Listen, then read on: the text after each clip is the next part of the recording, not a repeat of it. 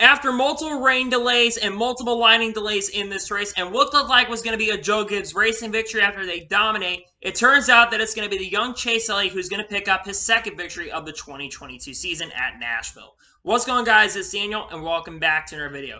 I just got done watching NASCAR Cup Series race from Nashville Super Speedway, the Ally 400, the second annual Ally 400 at Nashville Super Speedway.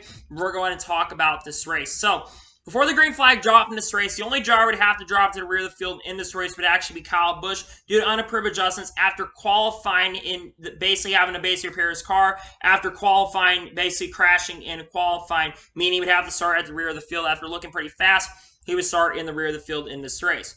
So on the start of the race, he had Denny Hamlin lead the field from the outside and Joey Logano on the outside. And we saw Denny Hamlin able to get the race lead. And he started basically pulling weight and started getting way out front and dominating this portion. He had I think a 3 or 4 second lead and dominated the early portion. The first caution race would come out for Josh Blicky. Basically, he had gotten his car really, really slow. We saw William Byron. He started having some problems after it looked like a tire was going down.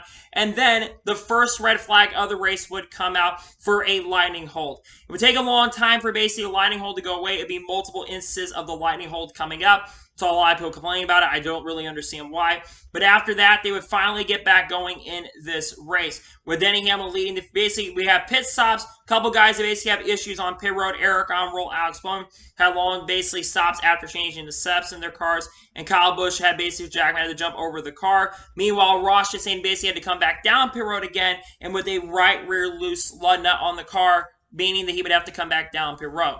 So on the restart, he had Denny Hamlin lead the field from the inside with Daniel Suarez on the inside, and Denny Hamlin was able to keep the race lead.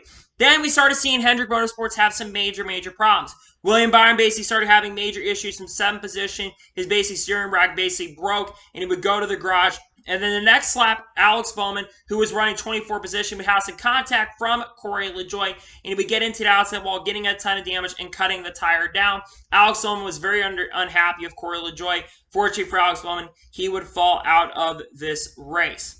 And then on the next restart, we see Denny Hamlin lead the field from the inside and Daniel Suarez on the outside. And Denny Hamlin was able to get the race lead and hold on to the lead. Meanwhile, Mark Truex Jr. was really starting to charge from the outside lane. He jumped from 6th to 3rd on the restart and started moving up and eventually got around for 2nd.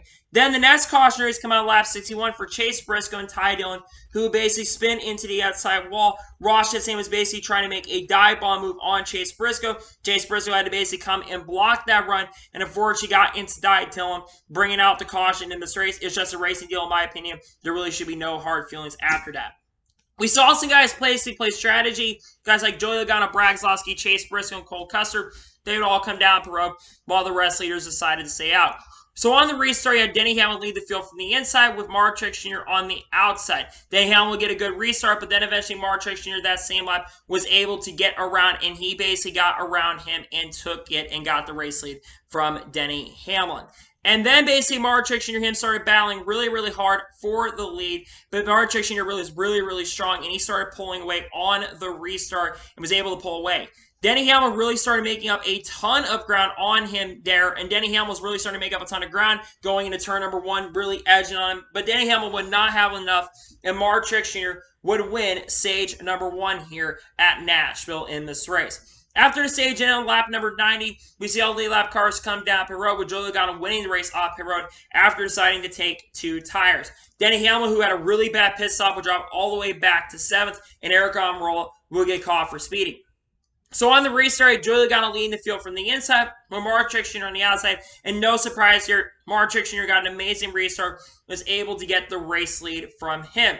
Then we saw Austin Cindric have some issues, and he would come down the road for 19th, basically after having to change his tires off cycle, and he had a loose wheel as well. But he would basically be not officially out of this race.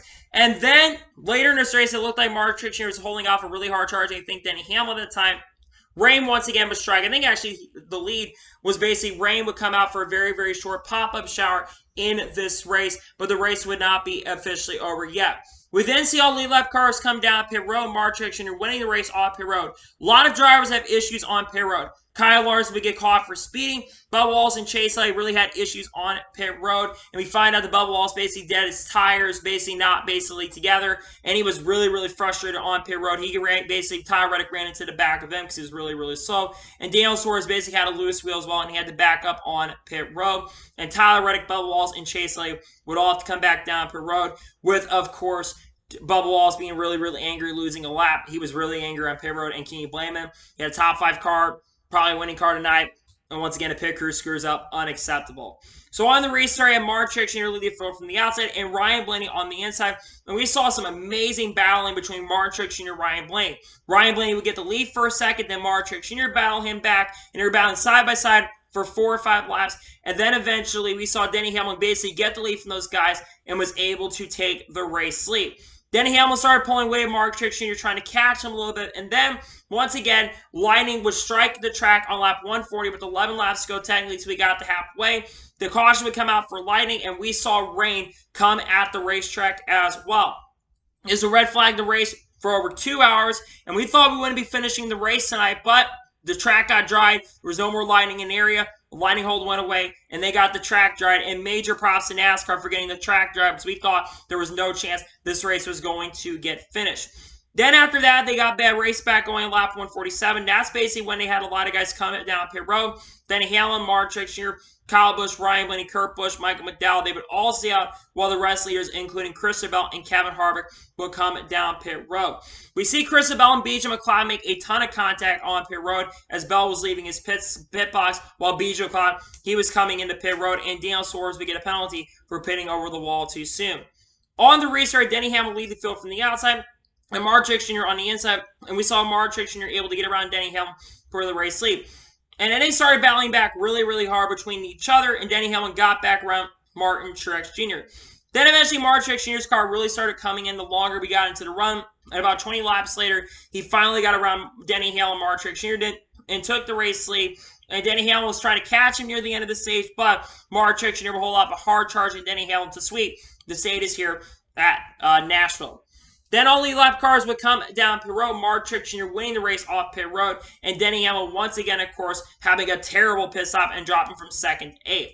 On the restart, Mark Truex Jr. lead the field from the outside with Kyle Busch on the inside, and we saw Truex get a great restart, but also Kyle Busch, who remember had to start at the rear of the field, he drove his way all the way up and actually got the race lead from Martin Truex Jr. And then looked like Kyle Busch was going to start pulling away. Ryan Blaney, who was running 20th at the time, his car was really, really struggling here in the second half of this race. He hits the outside wall and spun into the grass off of turn number 4 and nearly collected his teammate Austin Cindric in the process, but he was able to keep going on. And we saw a little bit of strategy in this race where guys like Kyle Busch, Mark Truex Jr., Ross Chastain, Kevin Harvick, and Kyle Larson decided to stay out, while the rest leaders decided to come down pit road. We saw Eric Jones basically have issues with fire, and Michael McDowell actually took 2 tires instead of 4. And then Eric Jones had to come back down pit road to change the left rear tire that was near the fire, so the tire did not basically blow up. So on the restart, Kyle Busch lead the field from the outside with Mark Truex Jr. on the inside, and we saw Kyle Busch able to get the race lead. Meanwhile, Chase Elliott had an amazing restart and jumped from 14 to 6 on the restart and started charging up. Eventually, he got close to Mark Truex Jr. He started charging after Kyle Busch. Kyle Busch's car really started falling off in the long run, and they eventually, on the long run, started catching Kyle Busch, and they were able to have a chance at him going for the race lead. Then Chase Elliott got around Kyle Busch around 54 laps ago and took the lead. And then we saw some great flat pit stops start happening a few laps later. Guys like Mark Truex Jr., Kyle Busch, and Denny Hamlin, they come down pit road. Chase Elliott would respond a lap later, and he would come down pit road as well. Then guys like Christopher and Kyle Larson, who stayed out a little bit later, they would come down pit road as well. Then as Denny Hamlin came down pit road, caution would come out for Chris Buescher, who basically loses well after just coming down pit road, who's having a really strong night at Nashville. He would basically lose a tire and would have to definitely come down pit road to get that situation sorted out. Because of that, a ton of drivers basically trapped the lap down, while a lot of guys were also on the lead lap. Then Chris Bell would get the free pass. So, a lot of guys would come down pit road. All the guys that had not pit at the time, guys like Kurt Busch, Ryan Blaney, Joey Logano, Austin Dillon, Michael McDowell, Brad Keselowski would all come down pit road, while the rest leaders decided to stay out. And then basically Kyle Larson, Bubba Wallace, AJ Allmendinger, Harrison Burton, and Eric Almirola would take the wave, basically take the wave around, and it would have to drive back up front. So on the restart with 39 laps to go, you had Kyle Busch lead the field from the outside with Chase Elliott on the inside. Chase Elliott would get a really great restart, but Kyle Busch was still there. Eventually, Chase Elliott got the race lead from Kyle Busch. Kyle Busch tried to catch Chase Elliott and tried to pass him, but eventually Kyle Busch's car really started falling off and Chase Elliott started pulling away. And while it looked like it was going to be easy victory for Chase Elliott, he was going to hold off a hard charge at Kyle Busch for the victory, the caution would come out with 9 laps to go in this race for Josh Bilicki. The final caution race would come out as Josh Bilicki would lose an engine after, or of course, having halting on the racetrack. He would basically lose an engine with 9 laps to go, bringing out the caution, changing everything in this race. We see some strategy in this race where guys like Chase Elliott, Kurt Busch, Ryan Blaney, Kyle Larson all stayed out, while Kyle Busch, Denny Hamlin, Mark Truex Jr., Kevin Harvick would all come down pit road, and about 10 guys stayed out while the rest of the field came down pit road. So on the restart with 4 laps to go, you had Chase Elliott lead the field from the outside and Kurt Busch on the inside. Chase Elliott would get an amazing restart and would start pulling away from Kurt Busch. Kurt Busch tried to challenge, but would not have enough on there. Meanwhile, with 3 laps to go, Cole Custer would get really sideways and get into the outside wall, and Brad Keselowski also got an outside wall as well. Then Brad Keselowski basically tried to throw caution and stay slow on the racetrack, but NASCAR did not budge and did not throw the caution. And because of that, it would come down to a white flag where Kurt Busch tried to close on Chase Elliott for the victory, but it would not be enough. And coming off the final corner, after being quite quiet at the beginning of this race and what looked like it was going to be a Joe Gibbs victory, Chase Elliott would come off the corner and pick up his second victory of the 2022 season, his second concrete win, and now has become the 5th driver to lock up the second win in 2022. First thing I want to talk about, though, is the caution before I get to talk about Chase Elliott in his car. I'm surprised they didn't throw the caution right there. I know that basically I actually agree with them not throwing the caution right there. You don't want to have any craziness or Mickey Mouse stuff that happens. But at the same token, at the same time, when you do have a car that's really slow on the track, you probably should throw the caution. So I'm a little bit shocked and surprised that they did not throw the caution, but I'm happy regardless. And now speaking about Chase Elliott was really quiet in the beginning of this race, but once the night came in, it seemed like he and also Kyle Larson, they both really started showing up in this race and had a lot of speed and a lot of progress as well. And that 9 car just got really good. And once he got the lead, it was really hard to beat. That 9 car has been really strong all year so far. The big bounce back after Sonoma as well, after they had issues in the race. Great bounce back for Chase Elliott. Congratulations to him on picking up the victory at Nashville. So now let's go through the results of the race, and then I'll give you my score of tonight's race. Well, today and tonight's race. This race will begin tonight. Chase Elliott picks up the victory. Kurt Busch in a really strong second place finish. Kurt Busch was around a 6th or 7th place car most of the night. He didn't have as good of a car as guys like Kyle Busch, Mark Truex Jr., Denny Hamlin, but he had a great night regardless. He gets a very strong second place finish. Good run from Kurt Busch. Ryan Blaney finishes 3rd. Incredible comeback for Ryan Blaney considering he spun out nearly 100 laps earlier in the race. Gets a very strong top 5 finish. Great run from Ryan Blaney. He's been showing a lot of speed very recently. He gets a very strong 3rd place finish. Kyle Larson finishes 4th. Considering where Kyle Larson was at one point, basically had a speeding penalty at one point, he bounced back to a very strong top 5 finish. Kyle Larson also bounced back after Sonoma as well, where they had a really strong car. Their car was really bad in the daytime, but once the night came around, that 5 car got really good. They were going to get a top 10. They probably should have finished around the top 10 area, but still really solid top 5. Great run for Kyle Larson. Ross Chastain finished 5th. He was my pick coming into this weekend. Chastain was really good early, but unfortunately, the car kind of fell off. But they still bounced back to a really great top 5 finish. Go from Ross Chastain at 5th. Denny Hamlin finished highest of the guys who came down pit road. He finished 6th. Denny Hamlin had one of their 2 or 3 best cars tonight in this race. I think he probably, in fact, had the best car on the long run for sure. His short run speed wasn't as good, but on the long run, that 9-11 team was really good as well. He gets a really strong 6th place finish. Good run from Denny Hamlin. That's his 4th top 10 of the year. Probably should have contended for the victory, but still a great bounce back for Denny Hamlin, 6th. Austin finished the 7th, considering he was 1 lap down at one point in this race. Gets a really nice top 10 finish. That's what Cindric needs, is that consistency, and especially with the potential of still potentially us getting more winners this season. Have not won this year. Gets a really strong 7th place finish. Good run from him.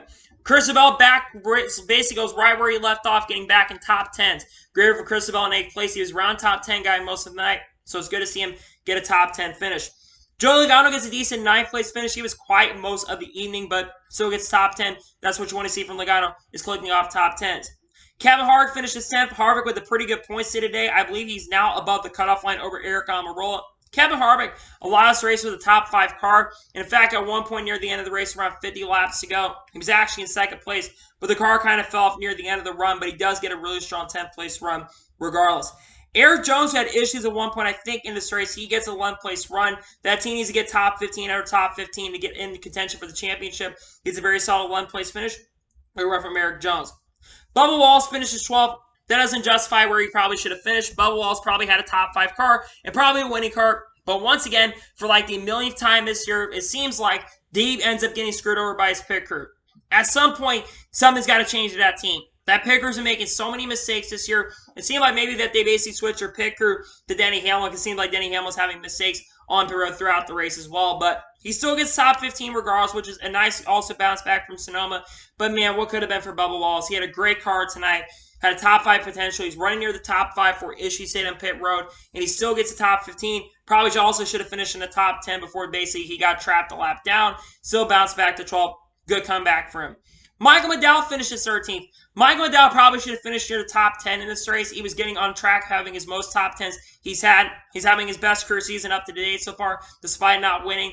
McDowell's been really, really consistent. He's definitely an outside contender for the playoffs, especially if he gets to a road course. He could surprisingly win. He's been fast. I would not be shocked if he wins the race by the end of the year.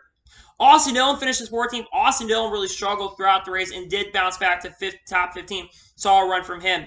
Daniel Suarez finishes 15th. Suarez was really a factor in the beginning of this race. I don't know what happened to him, but he really fell off, but does get a top 15 after winning at Sonoma. I thought he was going to back it up with another strong run at Nashville. I think the car just kind of went away from him as the race progressed. He finishes 15th. Ricky Stenhouse Jr. gets a decent 16th place finish. Of course, he announced a contract extension with JTG Doherty, which we're going to talk about later this week. Saw a 16th place for Stenhouse. Eric Almirola finishes in 17th. Tyler Reddick finishes 18th. AJ Allmendinger finishes 19th. Corey LaJoie finishes 20th. Kyle Busch finishes 21st. What could have been for Kyle Busch? Kyle Busch had one of the best cars tonight, and unfortunately, just bad luck and a caution coming out. Probably should have stayed out near the end. These guys should have stayed out. If they knew they had a car that could have beaten Chase Elliott, they should have stayed out. I understand why they made the call, but at the same token, should have stayed out there near the end. That cost them an opportunity to win. Same with Mark Truex Jr. Truex got screwed as well. Truex, of course, who announced an extension as well with team. He was going to have a really strong finish tonight, probably top 5 or even the top 2 or top 3 finish. In fact, had probably one of the 2 or 3 best cars in tonight's race. He still gets 22nd, but extremely disappointing for Martin Truex Jr. Justin Haley finishes in 23rd. Todd Gillen finishes 24th. Harrison Burke finished 25th. Cole Custer 26th. Cody Ware 27th. J.J. Lee 28th. 29th for Brad Keselowski, 30th for Chris Buescher, 31st for Ty Dillon, 32nd for B.J. McLeod, 33rd for Josh Blickey, 34th for Chase Briscoe after his issues, 35th for William Byron, and finishing last in 36th place is Alex Bowman. So now let's go and talk about my overall thoughts on tonight's race and give you my score on tonight's race at Nashville. So overall, in my opinion, I thought the Nashville race throughout the day was really, really solid. I thought today's race was better than last year's race for sure. I know a lot of people are probably going to be not as happy about it because it was very hard to pass, and it definitely was really, really difficult to pass. But unlike some other races this year, if you've got fresher tires, you could come through the field, and it seemed like in the nighttime as well, you could come through the field a lot easier than you could basically in the earlier part of this race. And honestly, the beginning race wasn't that great. Once it got to the second half and really started the second third of the race, it really started picking up, and I thought it was a really solid race overall. I'm going to give this year's Nashville race overall an 8 out of 10. Like I said, I thought today's race was really, really solid. It's not a top-tier race of the year, but I thought this race is definitely better than last year's. As last year, I went back and watched it. It was a decent race for sure last year, but not as good as this one. Next Gen did a really, really good job. And honestly, I'll talk about another thing as well. NBC. NBC's coverage tonight. There were some things that NBC definitely has to work on. One thing I will say NBC definitely needs to do is figure out a way to keep the races on the same network. I get they've got other shows, but they really had a rerun of America's Got Talent. That's one thing they do need to fix. Also, not going side by side with around 25 laps to go. That's unacceptable, but it's their first race back being full-time. They're going to get one break caveat right there. Generally, though, their broadcast, other than that, was really, really solid tonight. They did a really good job. They gave better analysis tonight than we probably saw with Fox all of this year. And honestly, I thought tonight's coverage was really, really good. For the coverage, I'm going to give it over on 8.5 out of 10. I think they definitely can improve on some things for sure, and they definitely do have to improve on some things for sure. But obviously, I thought tonight's race was really, really solid. And I saw some people basically saying you're just basically riding NBC. But no, I thought the NBC coverage generally was a lot better tonight. than the coverage I saw from Fox all year. So much better, so much informative, better racing too, and a good race overall, in my opinion. 8 out of 10 is my score for tonight's race at Nashville. So, anyway, that is going to be for today's NASCAR Cup Series race review from Nashville Super Speedway. I want to thank you guys for watching. Please subscribe to the channel, notification on to be notified when a video does go live on my channel. Follow my Twitter, Facebook, and Instagram, and support me on page. So let's get you below over that. Comment your thoughts on tonight's race. What are your thoughts on today's and tonight's race? Let me know below. Let me know your score in the comments below. And congratulate Chase Elliott on picking up his second victory of the 2022 season. Let me know in the comments below. There's probably not going to be a news video dropping until Wednesday of this week, as this video is probably coming up early Monday. I'm taking a day off and kind of filming throughout the day. So the most likely next time you'll see a video will be the picks video on Tuesday, and then there will be most likely a NASCAR news video on Wednesday. We're going to recap a lot of NASCAR news that we have to discuss, because trust me, we've got a lot to discuss as we get you set up for this week. Then, of course, another NASCAR news video Friday, and then, of course, I'll have something special coming out Thursday that I think you're going to like. So anyway, like I said, I want to thank you guys for watching today's video, and I'll see you guys next time for some more awesome NASCAR and other motorsports content on the channel like this. Take care, everybody.